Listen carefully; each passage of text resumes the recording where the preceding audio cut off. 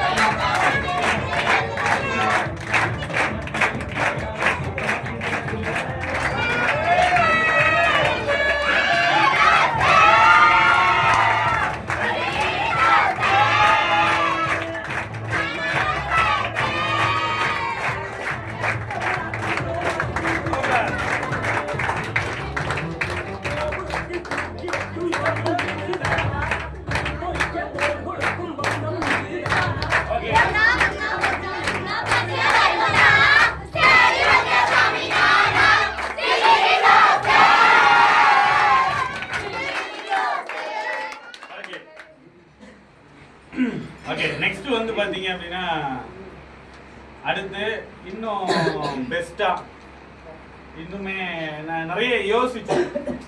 சரி, கம்பெனில பிளாட்டினம் அப்படிங்கிறது சும்மா இல்லை, வாரம் ஒரு 10,000 ரூபாய் சம்பாதிக்கிறதுங்கிறது சும்மா இல்லை. இப்போ ஒரு வாரம் ஒரு 10,000 ரூபாய் சம்பாதிச்சிருக்கிறாங்க அப்படின்னா அவங்களுக்கு ஒரு கிஃப்ட் கொடுக்கணும். சரி, இது ஓகே. வாழ்க்கையில வந்து பாத்தீங்க அப்படின்னா இந்த மாலை வந்து 2 டைம் தான் விழும் கழுத்துல. ஒண்ணு அது ஒரு சில பேர் 4-5 வாட்டி போட்டுப்பாங்க, பண்ண முடியாது. ஒரு சில பேருக்கு ஒரு தடவை. அதுக்கப்புறம் அது எப்ப யார் போடுறாங்க, எத்தனை பேர் போடுறாங்கலாம் தெரியாது. ஆனா இந்த ரெண்டுக்கும் இடைப்பட்ட டைம்ல வாழ்க்கையில கண்டிப்பா ஒரு சில பேருக்கு விழும். அது எல்லார் கழுத்துக்கும் விழாது. வாழ்க்கையில ஏதாவது ஒண்ணு சாதிச்சிருக்கணும், ஏதாவது ஒண்ணு பண்ணி இருக்கணும், அவங்களுக்கு மட்டும்தான் விழும். அப்படி இன்னைக்கு இந்த ஃபியூச்சர் இந்தியால என்னால ஒரு அச்சீவ்மெண்ட் பண்ண முடியும் அப்படின்னு சொல்லி ப்ரூவ் பண்ண நபர் தான். அவங்களுக்கு என்ன கிஃப்ட் கொடுக்கலாம் அப்படின்னு சொல்லி யோசிக்கும் போது ஒரு விலை மதிக்க முடியாது வாட்ச் கொடுத்தாச்சு, ஓகே, நல்ல ரெகக்னைசேஷன் கொடுத்தாச்சு, ஓகே, இருந்தாலும் வேற என்ன கொடுக்கலாம் அப்படின்னா விலை மதிக்க முடியாத ஒரு கிஃப்ட் கொடுக்கலாம் அப்படின்னு சொல்லி டயானாக்கு என்ன கிஃப்ட் கொடுக்கலாம் அப்படின்னு சொல்லி யோசிக்கும் போது ஒரு விஷயம் ஸ்பார்க் ஆச்சு. நமக்கு அது இங்க வந்து நமக்கு வந்து ஸ்பெஷல். நம்ம ஃபியூச்சர் இந்தியா ஆபீஸ்ல என்ன கிஃப்ட் கொடுக்கலாம் அப்படின்னு பாத்தீங்க அப்படின்னா என்னதான் டயானாவை வந்து ஒரு வாரம் இல்ல 2 வாரம் இல்ல ஒரு 3 வாரம் தெரியும், எனக்கு தெரியும் அப்படின்னா கூட அதை விட சின்ன வயசுல இருந்து அவங்கள பார்த்திருப்பாங்க. பிறந்த குழந்தையா இருக்கும் போதுல இருந்தே பார்த்து அவங்கள வளர்ந்து இன்னைக்கு ஒரு ஸ்டேஜுக்கு என்ன பண்ணி இருப்பாங்க அப்படின்னா கொண்டுட்டு வந்திருப்பாங்க. கரெக்டா? அடிக்கடி ஒரு வசனம் ஒண்ணு சொல்லுவாங்க, நீங்க கேள்விப்பட்டிருக்கீங்களா? என்ன ஏதுங்கிறது எனக்கு தெரியாது. ஈன்ற பொழுதினும் பெரிதுவக்கும் தன் மகனை சான்றோர் அப்படின்னு சொல்லுவாங்க. அதோடைய அர்த்தம் என்ன அப்படின்னு கேட்டீங்க அப்படின்னா என் பிள்ளை நல்லா இருக்கான் அப்படிங்கறத 4 பேர் சொல்றதை விட அதை கண்ணால பார்க்கும் போது அதை விட சந்தோஷம் இந்த உலகத்துல வேற எதுவுமே கிடையாது. ஏன் தெரியுங்களா? ஆரம்ப காலகட்டங்கள்ல இருந்து நம்ம நிறைய வீட்டுல திட்டு வாங்கியிருப்போம், நிறைய விஷயங்கள் பண்ணியிருப்போம். ஆனா இன்னைக்கு இந்த இடத்துல டயானாக்கு கொடுக்க வேண்டிய கிஃப்ட் கொடுத்துடலாமா? டயானாவை இந்த உலகத்துக்கு கொடுத்த கிஃப்டா இருக்கலாம். நம்ம இன்னைக்கு டயானாக்கு அது ஒரு மறக்க முடியாத ஒரு மூமெண்டா வெல்கம் பண்ணிடலாமா? வர வச்சிடலாமா? நல்ல நீங்க கொடுக்கக்கூடிய நல்ல ஒரு பாராட்டோட டயானாவோட அம்மா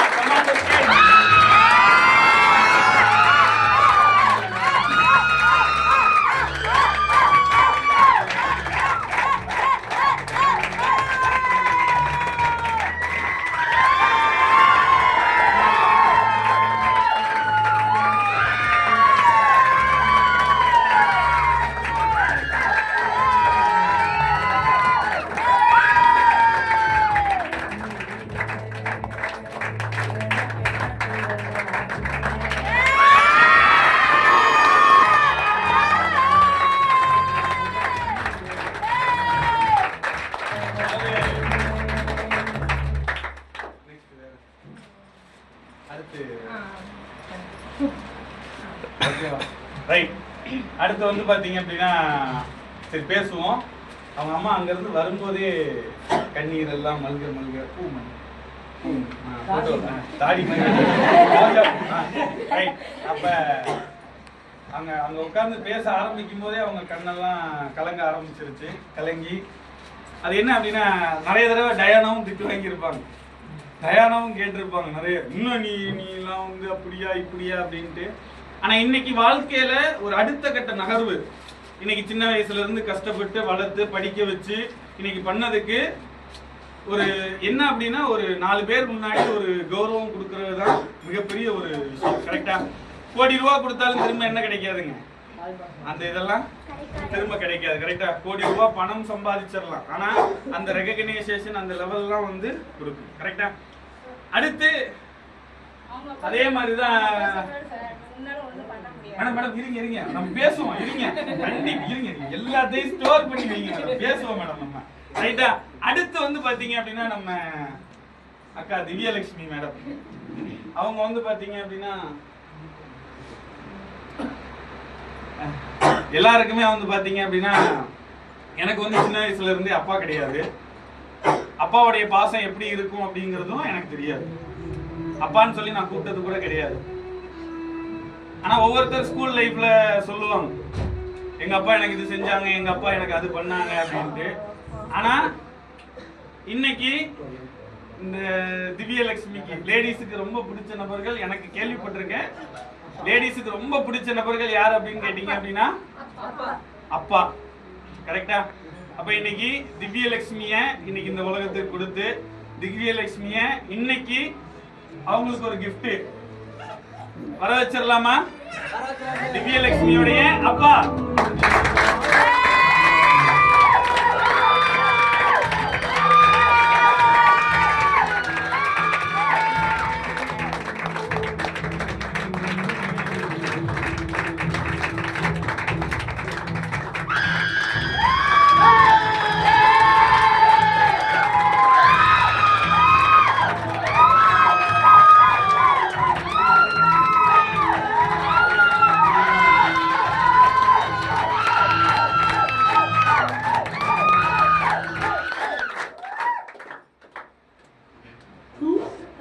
ஓகேவா? நெக்ஸ்ட் சரி அப்பாவை மட்டும் கூப்பிட்டா எப்படி, அம்மாவையும் வர வைக்கணும்ல. திவ்யலட்சுமியோடைய அம்மா வர வச்சிடலாமா? நல்ல நல்ல எனர்ஜெட்டிக்கான ஒரு கிளாஸ்.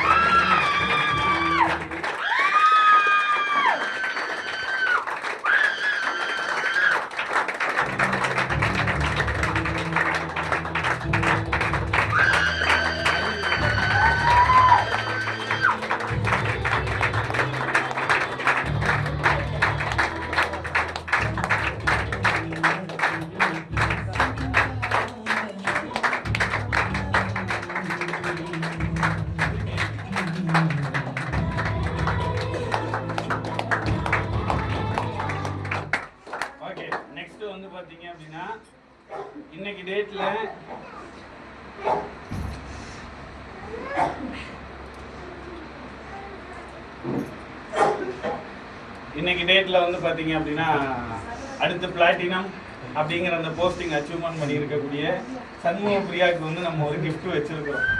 ஆனா அது சண்முக பிரியாக்கு தெரியாது. அவங்க ஃபேமிலியில இருந்தும் முக்கியமா ஒரு 3 பேரை என்ன பண்ணியிருக்கிறோம் அப்படின்னா வர வச்சிருக்கிறோம். அது சண்முக பிரியாக்கே தெரியாது. வர வச்சிடலாமா? சண்முக பிரியா ஃபேமிலியில இருந்து வந்திருக்கக்கூடிய நபர் வாங்க, ஜெயலட்சுமி மேடம்.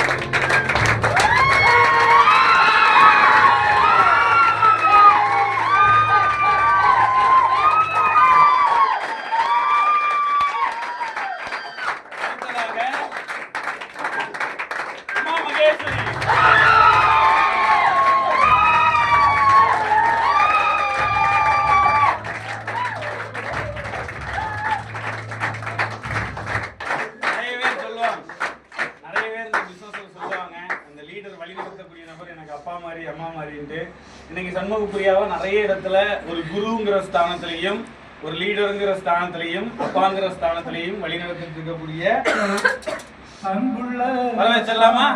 நம்ம சசிகுமார் சார் வாங்க.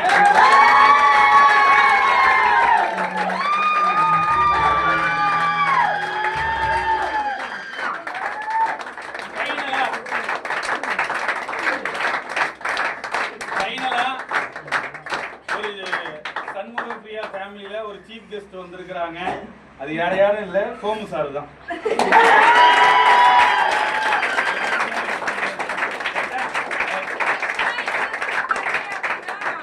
அப்பா அம்மா இல்ல, பாட்டி தாத்தா தான். சோ அவங்க தான் அவங்களை எடுத்து வளர்க்கறது. அவங்க பார்ன் பேபில இருந்தே அவங்க தான். சோ தாத்தா பாட்டிக்கு ரொம்ப ஏஜ் ஆயிடுச்சு. சோ அவங்களால ஊர்ல இருந்து வர வைக்க முடியும். நாங்க ட்ரை பண்ணோம், அவங்க கிட்ட பேசணும். பட் அவங்களால சிங்கிளா ஒரு ட்ரெயின் ஏறி 70 வயசு ஆனவங்களால 2 பேருமே 70-80 வயசு. ஸோ அவங்களை இந்த இடத்துக்கு வர வைக்க முடியல. நாங்க ரொம்பவே அவங்க கிட்ட பேசணும், ட்ரை பண்ணோம், முடியல. ஸோ அதனாலதான் அவங்களுக்கு எல்லாமாவும் நம்ம இங்க இருக்கக்கூடிய அத்தனை பேருமே நம்ம அவங்களுக்கு ஒரு இதா இருக்கணும். எனக்கு வந்து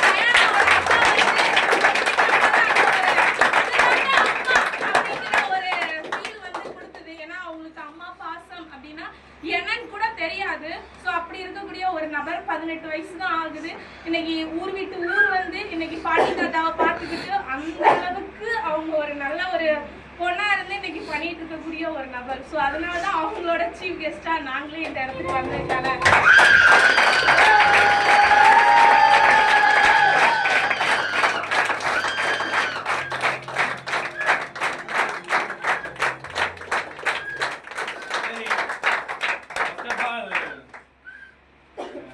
இங்க வந்ததுமே டயானா அம்மா வந்து சார் ஏசியா ஆகணும் சார், நான் சொல்லியே ஆகணும்னாங்க. அவங்கள பேச வச்சிடலாமா? ஏன்னா ஒரு பார்வையாளரை பாவம் நைட் ஷிஃப்ட் எல்லாம் போயிட்டு வந்திருக்கேன்னாங்க. நைட் ஷிஃப்ட் எல்லாம் வேற போயிட்டு, ஏன்னா அவங்களுக்காக தான் மோஸ்ட் ஆஃப் இன்னைக்கு மீட்டிங்கே நாங்க வந்து என்ன பண்ணிட்டோம் அப்படின்னா கேன்சல் பண்ணிட்டோம்.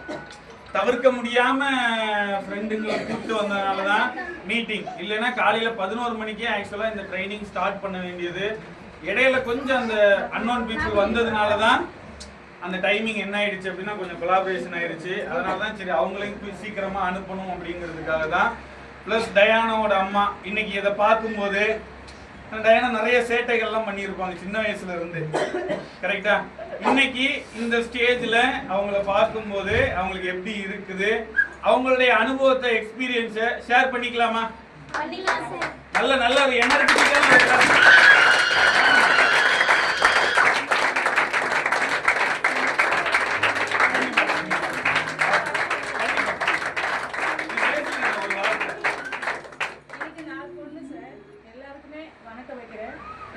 பொண்ணு திருவண்ணாமலையில இருந்து இங்க சென்னைக்கு வந்தோம். 18 வருஷம் அதுக்கு வந்து 4 பொண்ணுல பெரிய பொண்ணு வந்து 17 வயசுல கொடுத்துட்டேன், கல்யாணம் பண்ணி கொடுத்துட்டு சொந்தத்திலே. ரெண்டாவது செகண்ட் பொண்ணு வந்து நல்லா படிக்க வைக்கணும் அப்படின்னு நினைச்சேன். நர்சிங் பிஎஸ்சி நர்சிங் படிக்க வச்சேன். 4 வருஷம் படிக்க வச்சா பாப்பா திருப்பூர்லேயே கட்டி கொடுத்துருவேன். லவ் மேரேஜ் பண்ணாங்க, அரேஞ்ச் மேரேஜ் பண்ணி கொடுத்தோம். அவங்க நல்லா இருக்காங்க. ஃபஸ்ட்டு பாப்பாவை சொந்தத்திலே கொடுத்தேன், அவங்களும் நல்லா தான் இருக்காங்க. சார் 3வது பொண்ணு வந்து சாட்டர்டே 6 படிக்க வச்சேன். அவங்க கட்சி ஆஃபீஸில் ஒர்க் பண்ணிட்டு இருக்காங்க. 4வது பாப்பாவை இப்போ பிஎஸ்சி இந்த கம்ப்யூட்டர் கிளாஸ் படிக்க வச்சுட்ருக்கோம், ஃபஸ்ட் இயர். அவங்களும் நல்லா படிக்கணும், நல்ல நிலைமைக்கு வரணும். எனக்கு ரொம்ப மூமெண்ட்டு. நான் கஷ்டப்பட்டாலும் கட்டட வேலை செஞ்சேன், வீட்டு வேலை செஞ்சேன், இப்போ ஹவுஸ் கீப்பிங் வேலை பார்த்துட்ருக்கேன். அவங்க நல்லா இருக்கிறது தான் இவ்வளோ பாடுபடுறேன். அவங்க நல்ல நிலைமைக்கு வரணும், நல்லா புரிஞ்சிக்கணும், அம்மாவை அப்பாவை நல்லா புரிஞ்சு நடந்துக்கணும். அதுதான் என்னோட ஆசை, வேற எதுவும் கிடையாது. பெற்றவங்களோட மனசு அதுதான்.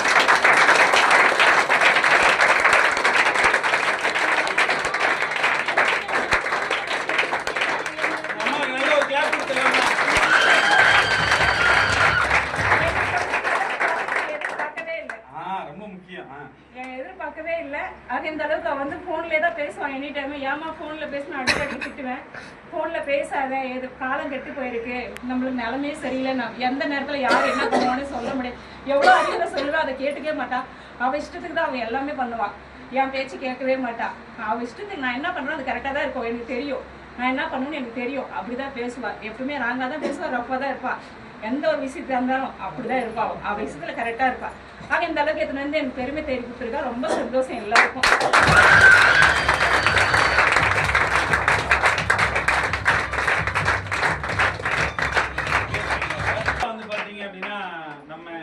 திவ்யலட்சுமியோடைய அப்பா. பேச வச்சிடலாமா? நல்ல நல்ல எனர்ஜெட்டிக்கான ஒரு கிளாப் கொடுத்து.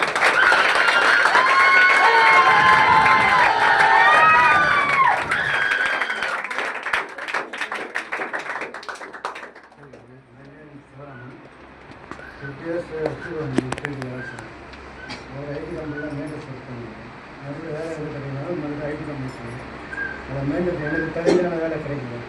ஹாஸ்பிட்டலில் போய் சேர்ந்தாங்க 4 மாதம். அதில் போராடி ட்ரை பண்ணி மெயின்டென்ஸில் ஒர்க் பண்ண ஆரம்பித்தேன். என் பொண்ணு இந்த அளவு அவரோட கஷ்டம், உழைப்பு, நம்பிக்கை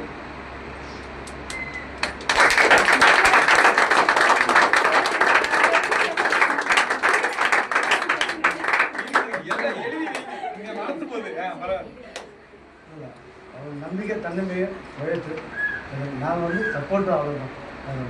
சூப்பர் சூப்பர்.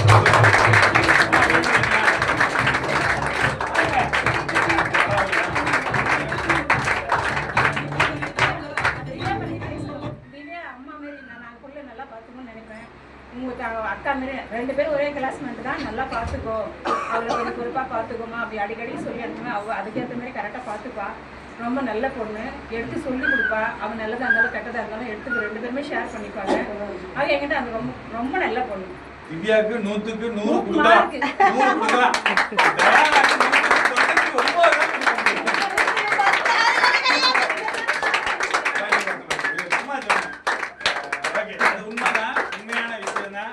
சரி, அவங்க பேரண்ட்ஸ் உட்கார வச்சிடலாமா?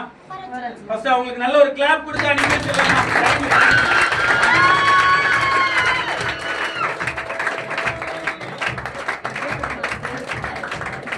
நல்லா பார்த்தீங்க.